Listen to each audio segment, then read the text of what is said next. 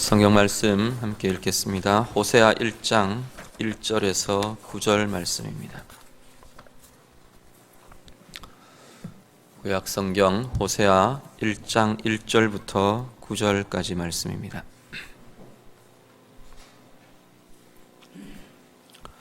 (1장 1절에서 9절) 말씀 다 함께 읽겠습니다.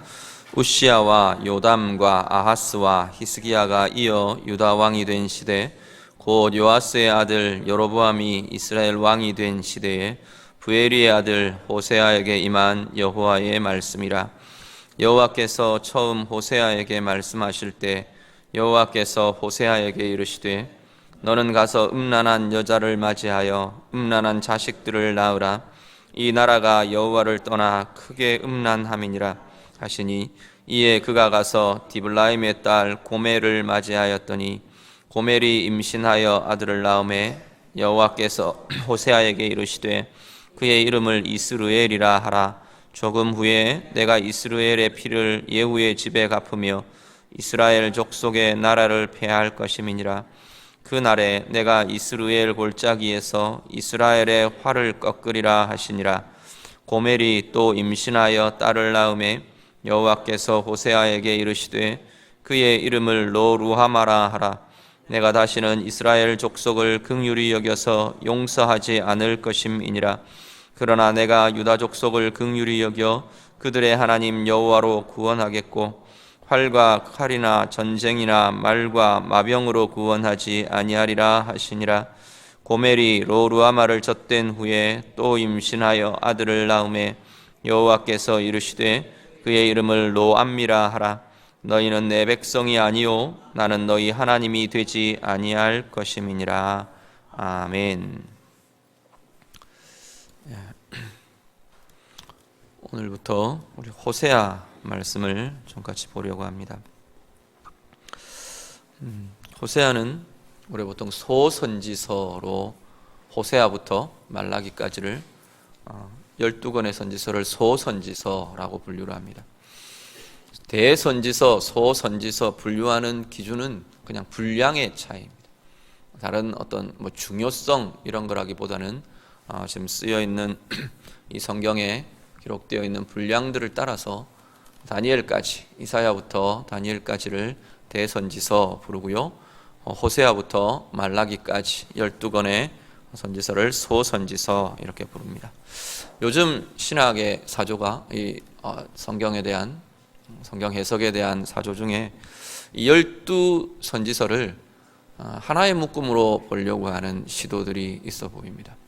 각각의 성경들, 물론 12선지서 각각의 선지서들이 다 메시지를 가지고 있고 주장을 갖고 있고 강조를 갖고 있지만 전체 하나의 흐름도 있다라는 것이 아마 연구의 시작이 요즘 이렇게 진행이 되고 있는 것 같아 보입니다. 그렇게 본다면 호세아서가 담고 있는 내용은 지금 뒤에 전개될 말라기까지 전체의 선지서가 담고 있는 큰 흐름의 서론격이 되는, 큰 방향을 제시하는 그런 격이 되는 것이 호세아의 내용이 될 것이라는 겁니다. 우리 그런 관점에서 우리가 좀 전체적인 흐름들도 좀 기억을 하시고요, 호세아 전체 메시지를 통해서 우리가 좀 은혜를 나눌 수 있도록 우리 그렇게 함께 하기를 원합니다. 먼저 호세아라는 선지자의 이름의 뜻은 여호와께서 구원하신다라는 이름의 의미를 갖고 있습니다. 구원자라는 이름의 의미를 갖고 있는데, 구약에 우리가 잘 아는 여호수아라는 사람도 호세아라는 이름으로 불렸습니다. 여호수아, 호세아 동일한 거의 흡사한 의미들 가지고 있고요.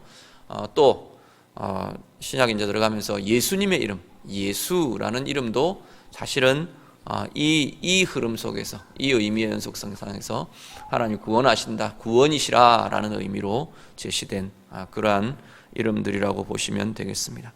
하나님의 구원이 그 이름 가운데 담겨 있는 그러한 선지자라 보시면 되겠습니다. 전체적인 내용들을 보시면요, 오늘 우리 1절 내용이 호세아 선지서의 전체적인 어떤 서론, 개관, 그 시대적인 배경들, 이런 것들을 알려주는 내용이 1장 1절의 내용입니다. 1장 1절을 먼저 한번 보시면 왕들의 이름들이 쭉 나열됩니다. 호세아가 어떤 때 활동을 하고 어떤 때 사역을 했느냐? 유다의 왕들은 우시아, 요담, 아하스, 히스기야 이 왕들이 활동하던 때, 통치하던 시기에 호세아가 이 선지자로 사역을 했다라는 것이고요. 그 다음에는 곧 다음에는 북이스라엘의 왕입니다. 북이스라엘의 요아스의 아들 여로보암이 이스라엘의 왕인 때, 북이스라엘 왕 중에 여로보암이라는 이름을 가진 왕이 두 사람이 있는데, 그래서 1세, 2세 이렇게 부릅니다. 여로보암 1세는 북이스라엘의 첫 번째 왕이 여로보암이었습니다. 솔로몬이 죽고 나서 남북 이스라엘로 나눠지면서 북이스라엘의 왕으로 열지파를 데리고 독립했던 그 사람이 여로보암이라는 왕이고요. 여기서 말하는 여로보암은 그 왕을 이야기하는 것이 아니고 이제 북이스라엘의 거의 말년 무렵에 있었던 여로보암 2세를 의미합니다. 자, 이 시기를 우리가 어떤 고민을 가지고 좀 보아야 하느냐면, 이 왕들의 이름이 나열된다는 건 그 시기가, 이스라엘과 유다의 시기가 어떤 시기였느냐를 볼 수 있게 해줍니다. 호세아가 사역했던 시기가, 자, 여로보암 2세 때부터 여기 앞에 유다 왕이 나열된 맨 끝 이름을 보면 히스기야 때까지 사역이 계속해서 이 호세아는 진행이 되었던 것으로 보입니다.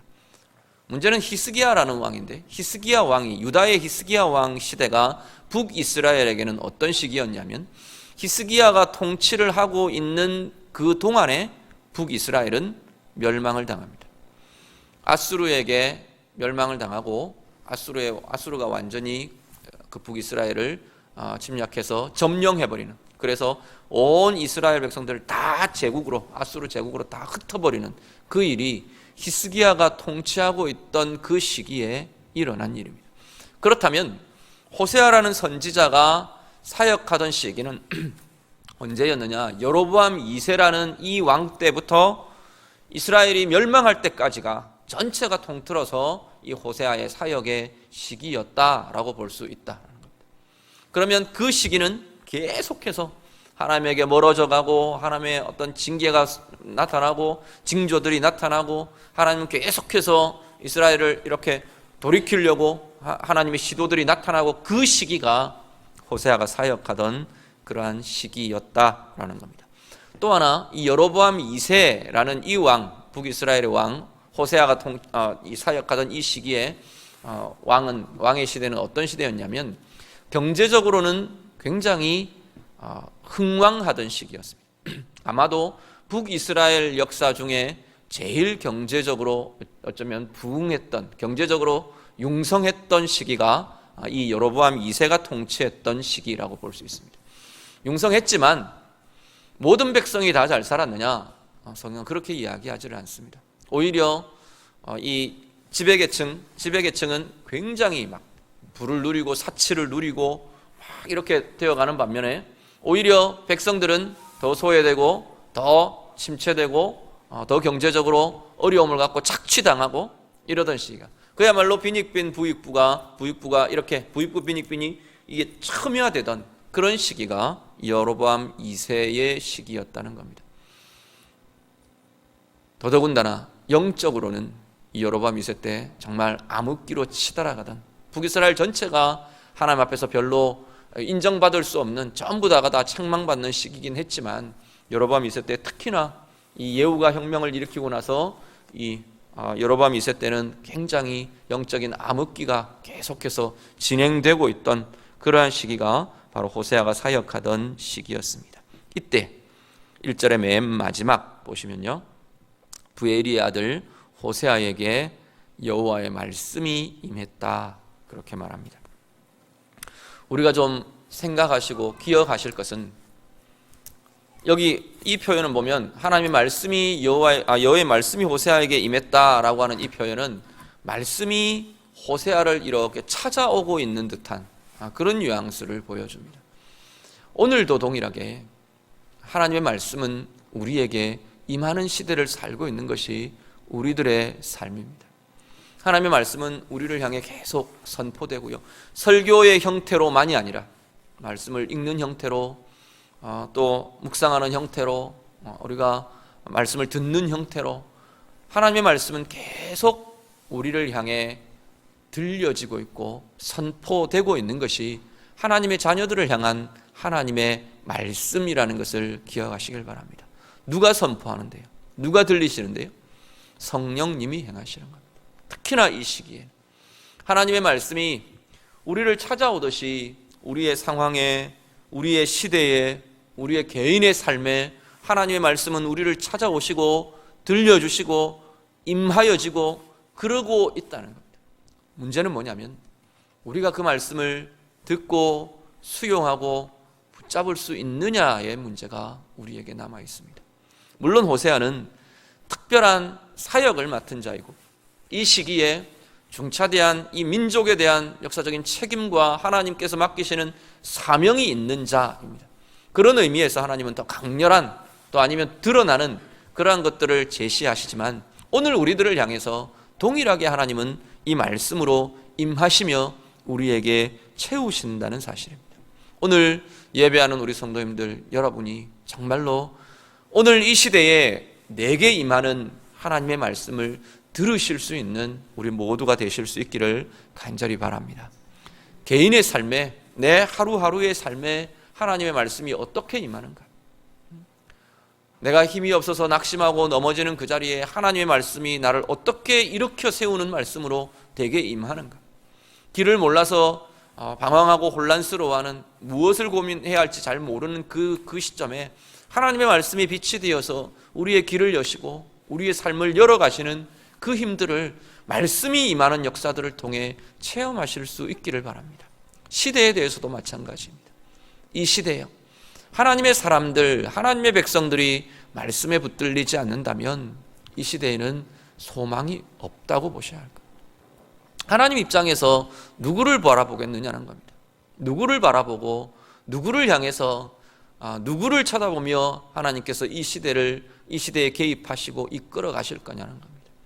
하나님의 사람들이 하나님의 말씀의 임함을 경험하지 못한다면, 하나님의 말씀이 내 삶 가운데 이 시대를 조명하는 것, 또 아니면 내 삶을, 우리의 가정을 비추는 그 하나님의 말씀의 임함을 우리가 누리고 붙들지 못한다면 하나님 앞에서 우리도 또한 암흑의 시기로, 어려움의 시기로, 혼란의 시기로 살아갈 수밖에 없다는 것입니다.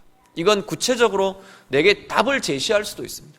어떤 때는 말씀이 딱 나타나서 말씀이 깨달아져서 내가 이렇게 해야겠구나, 그걸 깨달을 수도 있고요. 최소한 뭐냐면 말씀이 임하며 말씀을 붙드는 그 자리에 우리의 삶을 내가 알든 모르든 이 말씀이 이끌어가는 힘은 분명히 있다는 겁니다. 그렇기에 우리는 말씀을 떠날 수 없는 존재들이고 말씀의 임함과 말씀의 나타남을 기대하며 소망하며 말씀 가운데 사는 이들이 되어야 하는 것이 오늘 우리들의 삶이라는 것입니다. 오늘 우리 안에 이 말씀의 힘과 이 말씀의 권세, 말씀의 능력이 우리 가운데 누려지시는 우리 귀한 성도들 다 되시기를 간절히 바랍니다. 호세아에게 말씀이 임했답니다. 그런데 이 말씀은 좀 당황스러운 말씀입니다.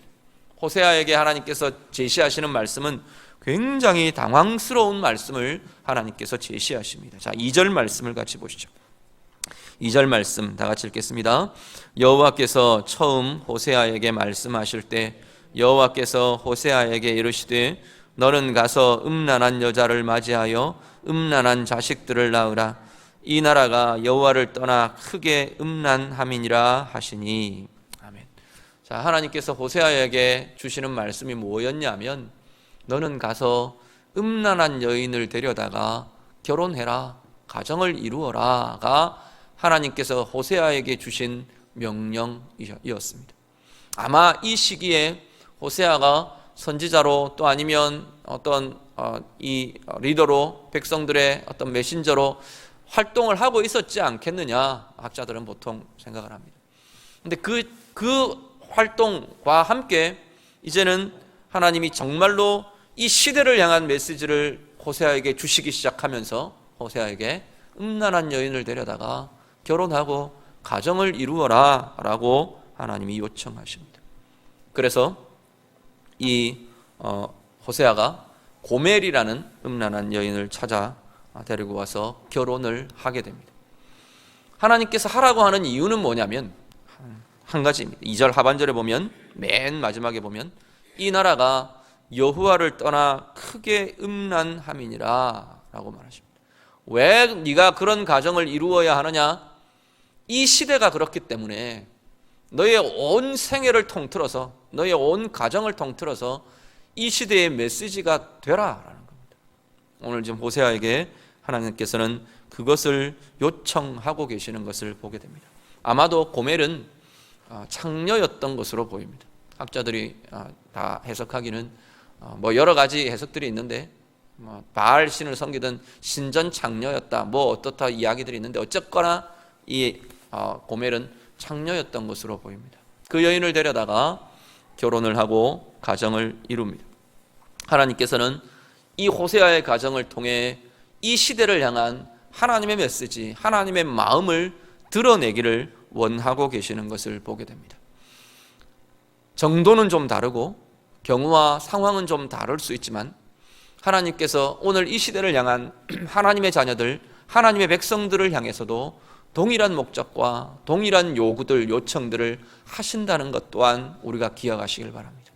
이 시대를 살아가는 하나님의 자녀들, 하나님의 백성들은 시대에 대한 책임을 갖고 있는 것이 오늘 우리들의 삶이라는 것도 기억하셔야 합니다.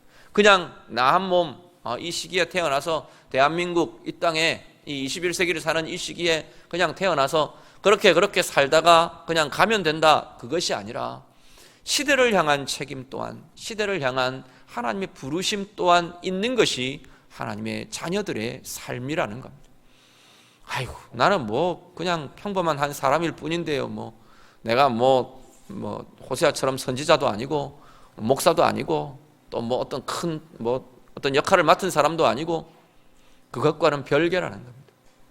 이 시대에 태어나고 이 땅에 태어나고 이 땅에서 살아가고 이 세대를 사는 것 자체가 하나님의 부르심이 있는, 이 시대를 향해 내가 해야 할 나의 몫이 있는 사명자로 사는 삶이라는 사실을 기억하실 수 있기를 바랍니다. 이 시대를 위해서 그래서 우리는 기도해야 하고요, 이 시대를 향해서 하나님의 마음을 우리가 동일하게 품어야 하는 이유가 바로 하나님의 부르심이 있기 때문에, 하나님이 우리를 향한 하나님의 요청이 있기 때문에 그렇다는 사실을 기억하시길 바랍니다. 이 호세아는 온 가정과 자신의 온 생애를 들여서 그 시대의 메신저의 삶을 살아가게 됩니다. 오늘 우리들 최소한 내게 맡겨져 있는 기도의 자리, 내가 바라보고 하나님의 마음으로 품어야 할 사람들, 이 나라, 이 민족, 이 세대, 거기에 대해서만이라도 우리가 신실하게 하나님이 원하시는 아름다운 사명들을 잘 감당하시는 우리 모두 되시기를 우리 주님 이름으로 부탁드립니다. 호세아가 그렇게 결혼을 해서 자녀들을 낳습니다. 3절부터 9절은 그 자녀들에 대한 이야기가 쭉 이어집니다. 먼저 세 자녀를 낳는데요, 첫째 아들을 낳습니다. 아들을 낳아서 이름을 하나님께서 이름을 이렇게 세 자녀다 하나님께서 이름을 주십니다. 첫 번째 아이는 이스르엘이라 하라라고 하나님께서 명하십니다. 자, 이스르엘은 그 말 뜻은, 그 단어 뜻은 하나님이 심으신다라는 의미입니다. 그런데 이 이스라엘이라는 이름을 붙이라라고 하는 데는 이 의미보다는, 먼저는 이 의미보다 하나님께서 제시하는 것이 있는데, 이 이스라엘은 지금 현재 이 시기에 이스라엘 백성들에게는 뭘 떠올리느냐면, 특히 북이스라엘 백성들에게서 이스라엘 그러면 어떤 사건이 떠오르느냐면, 얼마 앞에 있었던, 그죠? 아합의 집안이 이 이스라엘에서 몰살을 당하는 사건이 있었습니다. 아마 지금 새벽 기도 때 우리 하고 있는 본문이 지금 북이스라엘의 예후, 그리고 이렇게 그 시기를 지나가고 있는 그 시기인데, 예후라는 사람이 북이스라엘을 하나님 부르시면서 세우시면서 아합의 집안을 문을 닫게 합니다. 그런데 그 문을 닫는 우리 잘 아는 아합의 부인 이세벨과 그 아들들과 몰살을 당하는, 죽임을 당하던 그 현장이 어디였냐면 이 이스라엘이라는 곳이었다는 겁니다. 호세아의 아들의 이름을, 첫 아들의 이름을 이스라엘이라 하라 명하십니다. 그러면서 하나님께서 뭐라고 말하시느냐, 이스라엘에서 있었던 그 아합 집안의 비극, 아합 집안에 그냥 당했던 모든 그 파괴들, 그것이 이제 예후 집안에게도 일어나게 될 것이다. 하나님 그것을 상징적으로 예표하며 이스라엘이라는 이름을 주십니다. 분명히 예후라는 사람은 하나님께서 북이스라엘을 개혁하기 위한 도구로 하나님이 쓰셨습니다. 아합 집안이 완전히 절정으로 치달아갈 때, 타락과 하나님에 대한 배반과 우상 숭배와 영적인 암흑의 절정을 치달아갈 때 예후라는 사람을 하나님께서 일으키셔서 아합 집안을 깨고 새로운 정권을 일으키게 하셨습니다. 그런데 이 예후도 똑같은 마찬가지의 길을 가더라는 겁니다. 예후의 자녀들, 아들들 이렇게 일어나면서 결국 이 지금 그 왕가의 끝에 서 있는 이 여로보암 2세 이 시기에도 암흑의 시기, 절정의 시기, 그보다 더 했으면 됐지 별로 모자라지 않는 그러한 시기를 하나님 앞에서 범죄의 시기를 보내고 있는 그 모습을 보면서 하나님께서 내가 예후의 집안도 이스라엘의 비극과 이스라엘의 파괴로 그들을 치겠다. 이 땅을 음란으로 이끌고 이 민족을 하나님을 배반한 자리로 이끌고 미혹으로 이끌었던 그 모든 것들에 대해서 이 왕가를 치겠다. 하나님이 지금 예언하고 계시는 겁니다. 둘째를 딸을 낳았습니다. 딸 이름을 로루하마라라고 이름을 하라 그럽니다. 로는 이 히브리어의 우리 보통 영어로 말하는 not에 해당되는 겁니다. 아니다, no에 해당되는 겁니다.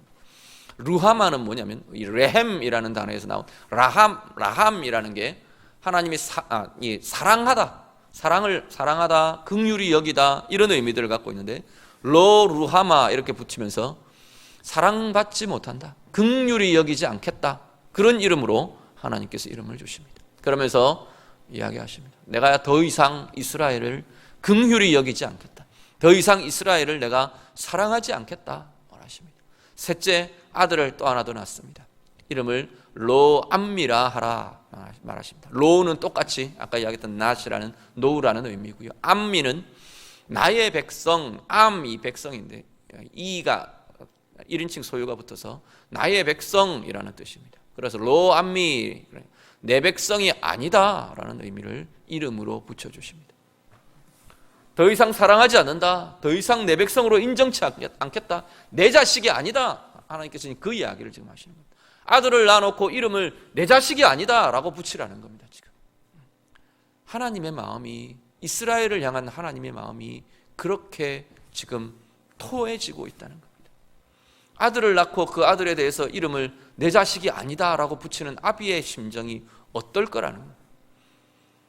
딸을 낳아놓고 너는 사랑받지 못해, 우리 사랑받기 위해 태어난 사람, 우리는 그렇게 축복해도 모자랄 판에 그 딸을 보고 너는 사랑받지 못하는 애야, 내게는 더 이상 긍휼이 없어, 더 이상 애정을 갖지 않아, 그렇게 이름을 짓는다는 것이 얼마나 비극이냐는 겁니다. 하나님이 이스라엘을 향해서 지금 그렇게 말하고 계신다는 겁니다. 문제는 이 지금 호세아를 통해서 하나님이 하고 계시는 메시지 안에는 어떤 것이 나타나요? 하나님의 두 가지의 감정이 드러나는데요. 하나는 진노라는 감정입니다. 분노와 진노라는 감정이 그대로 표현됩니다. 더 이상 아들로 취급하지 않겠다는 겁니다. 더 이상 백성으로 취급하지 않겠다는 겁니다. 더 이상 하나님이 긍휼히 여기지도 않겠고 사랑하지도 않겠다고 하나님은 지금 선언하십니다. 파괴와 하나님의 갚으심과 징벌이 이제는 너희 왕가에 너희에게 일어나게 될 것이다, 하나님께서 지금 선포하고 계신다는 겁니다. 하나님의 진노가, 하나님의 분노가 이스라엘을 향해서 확 쏟아지고 있는 것이 지금 호세아를 통한 하나님의 메시지입니다.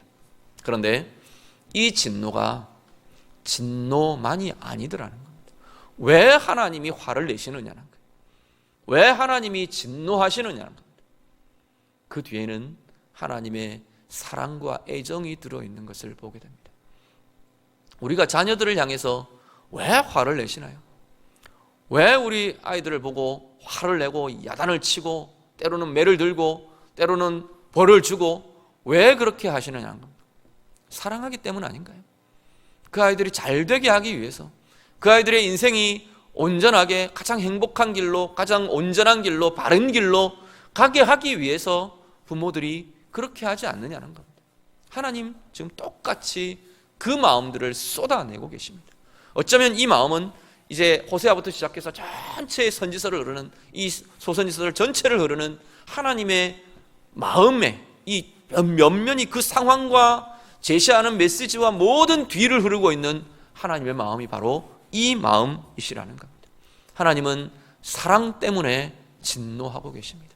하나님은 자신을 질투하는 하나님이라, 시기하는 하나님이라 그렇게 표현합니다. 신명기 4장 보면 하나님께서 당신에 대해서 그렇게 표현합니다. 나는 질투하는 하나님이라. 내 하나님 여호와는 소멸하는 불이라. 질투하시는 하나님이라. 무엇에 대해 질투하는데요? 하나님을 떠나 다른 것 섬기는 것. 내 자녀가 나 아니고 다른 데 빼앗기는 것. 다른 데로 붙어버리는 것. 그 가장 아름답고 온전한 길을 버려버리고 타락의 길, 비극의 길, 아픔의 길, 고통의 길, 그렇게 가는 그것을 두고 보지를 못하겠다는 거예요. 그냥 두고, 그 꼴을 그냥 두고 내버려 둘 수가 없다라는 게 하나님 아버지의 마음이시라는 겁니다. 그래서 매를 드십니다. 그래서 꾸짖으십니다. 그래서 화를 내시는 겁니다. 우리 자녀들 보고 그렇게 하지 않습니까? 막 화가 나면 너 이제 내 아들 아니야. 그렇게 계속 하려거든 호적 파나가. 뭐 그런 이야기 하지 않습니까? 그 이야기를 지금 하나님도 동일하게 하시는 거예요. 더 이상 내가 너희들의 그 꼴을 참고 봐줄 수가 없다는 겁니다. 하나님께서 그 이면 안에 있는 하나님의 안타까움과 하나님의 관심과 하나님의 애정을 우리가 느끼시고 누리실 수 있기를 간절히 바랍니다. 우리를 향해서 하나님 동일한 마음 아니신가요?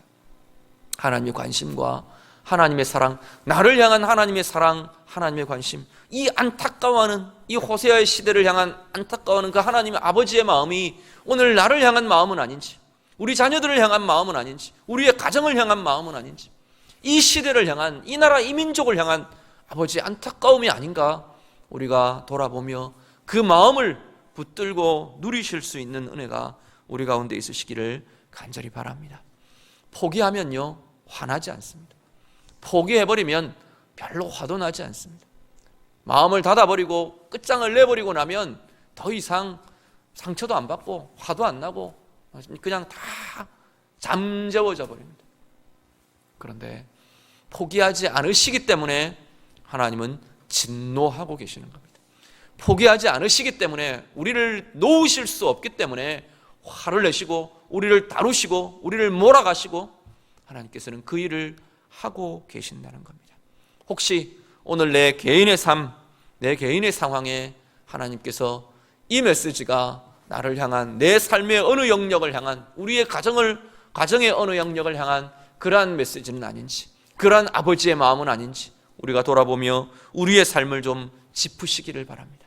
어디에 대해서 하나님이 이렇게 안타까워하시며 이렇게 화내시며 이렇게 속상해하시며 절규하시며 우리를 향해 아니라고 이야기하시는지, 돌이키라고 이야기하시는지, 새롭게 하라고 말씀하고 계시는지, 오늘 우리의 삶을 두고 동일한 아버지의 마음을 누리시고 진정한 사랑, 진정한 관심, 진정한 하나님의 은혜 안에로 회복하는 은혜의 사람들 되시기를 간절히 바랍니다. 그리고 한 가지는 이 메시지를 우리가 보시면서 이 시대를 향한 하나님의 마음도 함께 우리가 살피실 수 있기를 바랍니다. 우리가 시대를 향해, 우리의 가정을 향해, 우리 개인을 향해 이렇게 말하는데 여기에는 우리가 좀 정말 넓게 크게 보셔야 하는 우리의 눈과 마음에 좀 크게 가지셔야 하는 그러한 부분들이 있습니다. 예를 들어서 하나님이 우리를 바로잡기 위해서는 단기간 아니면 직면에 있는 지금의 시간에는 아픔이 우리 가운데 일어나야 할 수도 있다는 겁니다. 자녀들에 대해서 우리가 그렇게 하지 않습니까? 지금 당장에 야단치고 매를 들어서 따끔하게 혼을 내는 그것, 그 아이들에게는 그 순간은 고통입니다. 아프고 속상하고 힘들고 그 자리에 있기 싫고 그러한 자리, 그러한 시간일 수 있습니다. 분명히 그렇습니다. 그럼에도 불구하고 그 너머를 보면 바로잡기 위해 인생의 진정한 밝음을 향해, 회복을 향해 나아가기 위해서는 그 일이 있어야 한다는 겁니다. 오늘 우리 개인을 향해서도 마찬가지입니다. 우리 가정을 향해서도 마찬가지, 이 세대를 향해서도 마찬가지라는 겁니다. 하나님이 나를 가장 아름다운 자로 만들어 가기를 원하시고 가장 행복한 인생으로 끌어가기는 원하시는데, 내가 하나님을 떠나 있고 방황하고 내가 혼란 속에 있는 그 시기에 하나님이 제시하시는 어려움들, 하나님이 제시하시는 힘든 상황들은 겪기 싫다, 그것은 하나님의 뜻으로 내가 수용하고 받기가 어렵다라고 한다면 우리는 두 가지 상충되는 메시지 속에서 서 있는 것이 되는 겁니다. 이해가 될지는 모르겠습니다만 너무 극단적으로 우리가 해석하지는 않았으면 좋겠는데, 제가 오늘 오후에 메시지를 하나 받았는데 강릉 기독교연합회에서 메시지가 왔어요. 메르스 때문에 다음 주간 단오 행사 전체가 취소가 됐답니다. 그 아마 구판 벌이는 것도 그 일부 해당되는 그 사람들만 따로 지역을 짜서 거기서 한정된 자기들끼리의 행사로만 갖기로 했다고 문자가 왔습니다. 더 이상 어떻게 진행되는지는 모르겠는데, 그렇게 보면, 더 크게 보면 우리가 하나님 앞에 이 땅을 위해서 그렇게 기도하지 않습니까? 그런 행태들이 그쳐지고 전반적인 영적인 흐름들이 하나님 앞에서 건강하고 밝은 것, 새로운 것, 변화들 일어나기를 원합니다 라고 우리가 기도한다면 일시적인 고민과 아픔들과 하나님이 다루시는 것들은 일어날 수 있다는 겁니다. 지금 북이스라엘이요, 이제 심각한 비극으로 이들은 전개될 겁니다. 이들의 역사는 온통 흩어지고요, 온통 전쟁의 참화 속에 빠져들어가고요, 깨어지고 망가지고 부서지는 일이 이들 가운데 일어난다는 겁니다. 문제는 왜냐는 겁니다. 하나님의 목표가 어디에 있냐는 겁니다. 그들의 비극에 하나님의 목표가 있는 것도 아니고요, 역으로 말해서 그들이 평안히 이 땅에서 잘 사는 것, 하나님의 자녀들 백성들이 아니면 이 땅의 사람들이 그냥 평안히 잘 살기만 하는 것, 거기에도 하나님의 관심이 있는 것이 아니라는 겁니다. 하나님의 목표는 정말로 하나님이 우리를 만드신 그 창조의 목적대로 하나님과 깊은 교감들이 있고, 하나님께서 온전히 당신의 인격과 당신의 생명과 당신의 평강과 당신의 은혜로 하나님과의 깊은 연합과 교제들이, 그 은혜의 역사들이 그 삶 가운데 나타날 수 있게 하는 그 삶이 하나님의 자녀들을 향해 하나님이 가지신 목표요, 방향이라는 겁니다. 그것을 향해 하나님께서는 우리 개인의 삶도 다루시고 민족도 다루시고 나라도 다루시고 교회도 다루시고 공동체도 다루어 가실 것이라는 겁니다. 문제는 상황마다, 그 주어져 있는 상황마다 하나님의 마음이 어떤 것인지, 하나님의 방향이 어떤 것인지, 하나님이 일하고 계시는 하나님의 일하심이 오늘 이 땅을 향한, 오늘 나를 향한, 오늘 우리의 가정을 향한 하나님의 일하심은 무엇인지 들으려 하고 보려고 하고 말씀의 임함으로 내가 깨달으려 하고 그 방향을 향해 하나님의 말씀의 길을 나아가려고 하는, 그것이 우리가 가져야 할 모습이고 우리가 붙들어야 할 모습일 것이라는 겁니다. 오늘 우리 개인의 삶을 두고, 가정을 두고, 우리 자녀들의 삶의 문제들을 두고, 이 나라, 이 민족, 교회, 모든 공동체, 우리의 이 시대의 삶을 두고 하나님 앞에서 이 호세아를 향한 이 아버지의 마음, 이 이스라엘을 향한 하나님의 절규하는 안타까운 그 마음, 그리고 시대를 향해 다루어 가시는, 우리의 상황을 다루어 가고 계시는 하나님의 일하심 볼 수 있고 붙잡으실 수 있는 우리 모두 되시기를 우리 주님 이름으로 축복합니다. 같이 기도하겠습니다. 우리 말씀 가지고 이 시간 좀 기도하기를 원합니다. 말씀을 이렇게 들으면서 내 개인의 삶 가운데 하나님의 마음, 하나님의 시선이 느껴지는 것들이 있다면 미루지 마시고 이 시간에 우리가 좀 고백하고 기도하셨으면 좋겠습니다. 어디를 향해, 하나님이 어디를 향해 이 동일한 시선을 가지고 안타까이 여기시며 루하마가 되어야 될 그 자리가 로루하마로 바뀌어 있는 자리들, 하나님의 백성이 되어야 될 그 자리가 로암미가 되어 있는 그 자리들, 어디를 향해 하나님의 시선이 고정되어 있는지 우리 자신을 두고 좀 기도하시고요, 우리의 가정을 두고 기도하시고 교회와 이 나라와 이 민족과 이 세대를 위해서 우리가 하나님의 마음을 품고 하나님의 그 관심과 사랑에 대해서 우리가 좀 누리면서 같이 기도하겠습니다. 기도드립니다.